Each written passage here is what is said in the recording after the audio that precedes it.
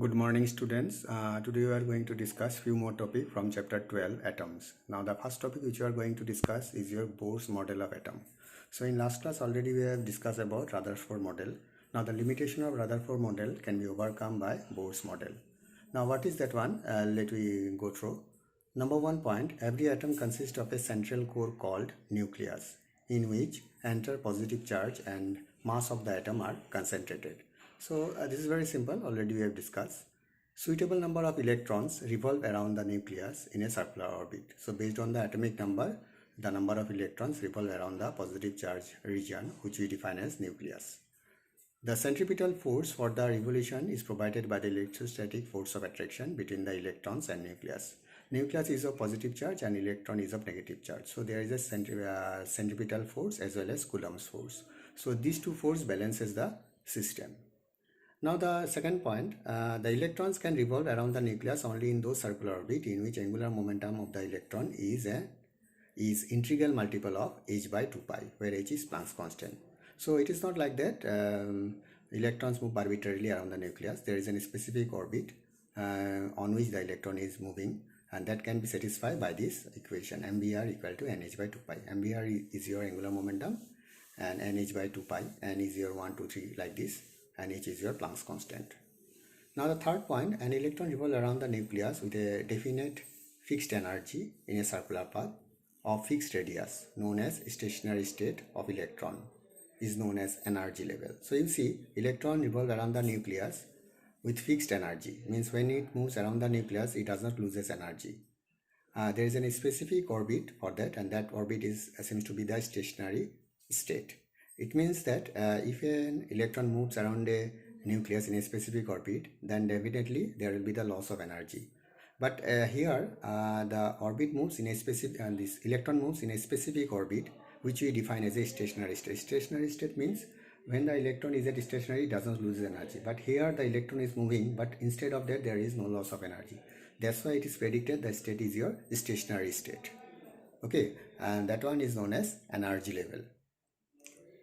Now the fourth point, the energy is radiated when an electron jumps from higher energy level to lower energy level, and energy is absorbed when it jumps from lower energy level to higher energy orbit. So it is like this, if an electron jumps from lower orbit to higher orbit, you have to supply energy. Now when it jumps from higher orbit to lower orbit, it radiates energy. So heat or energy is absorbed when an electron moves from lower energy level to higher energy level, and energy is radiated when it jumps from higher energy level to lower energy level. Okay, as per the equation E equal to h nu. So this part we will discuss afterwards more in detail.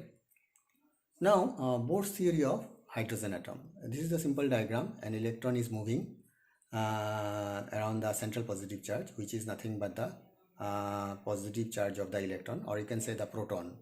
The proton is responsible for the positive charge which resides inside the nucleus, and electron is moving around the nucleus. Here we have considered electron is moving in a circular orbit whose radius is your r suffix small n, and the velocity we have defined by v suffix n.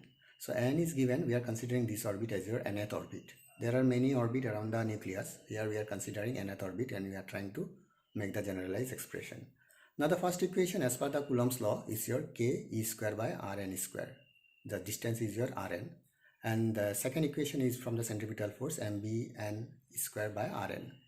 So we are considering nth orbit with radius rn and velocity v suffix n. So let me equate mbn square by rn equal to k e square by rn square. So if we simplify, we will get rn equal to k e square by mbn square. So check it out. Now the third number is from the postulates, means angular momentum is equal to integral multiple of h by 2 pi. So we are considering vn and rn for the nth orbit. So on simplification, rn comes out to be your nh by 2 pi m vn. So what we will do, we will equate 2 and 3. So k e square by mbn square equal to nh by 2 pi m vn. So if we simplify, we will get vn equal to k e square 2 pi by nh. So this is your velocity, and velocity is inversely proportional to n. So it means if n is less, velocity will be more as per the equation. It's inversely proportional to n, and n goes from 1 to 3 like this. Okay, it means the electron which is far from the nucleus has least velocity, you can say. Velocity gradually decreases as the electron moves out from the nucleus from lower energy level to higher energy level. Now, radius Rn can be defined from this equation.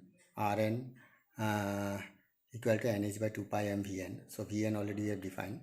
So nh by 2 pi m k e square 2 pi by nh as per from this expression. So on simplification we will get Rn equal to n square h square 4 pi square m k e square. So Rn proportional to n square because rest are constant. H, m, k, e, these are constant. So radius increases with the value of n. Now kinetic energy is your half m Vn square if you consider the nth orbit. So we can substitute Vn square from here. It comes out to be k square by m Rn. K square by m Rn, so mm goes off, k square by 2 Rn. So potential energy, and potential energy is a scalar quantity. So what we have to do, we have to use the sign, that is your k plus e minus e by Rn as per the expression for the potential energy already have defined in electrostatics. So it comes out to be your minus k e square by Rn. So if we find the total energy, then kinetic energy plus potential energy. So kinetic energy is your k e square by 2 Rn and potential energy is your minus k e square by Rn. So if we simplify, it comes out to be minus k e square by 2 Rn. So k square by minus k square by Rn is your potential energy. So total energy, you are supposed to remove this negative sign here. So minus k square by Rn already is your potential energy as per here. So if you substitute, total energy equal to half of potential energy. Okay, in this way you can convert as your requirement. Okay, so this is all about. Please check out the expression and try to find out your doubts. So more we'll discuss in our next class. Check it out once again. There's the reflection of light is there, and now it is okay, I think. Let's check it out. Bohr's model of atom, and this one is also the diagram, Bohr's theory of hydrogen atom, the expression. Please check out. Try to write by yourself and check out the simplification part. Thank you.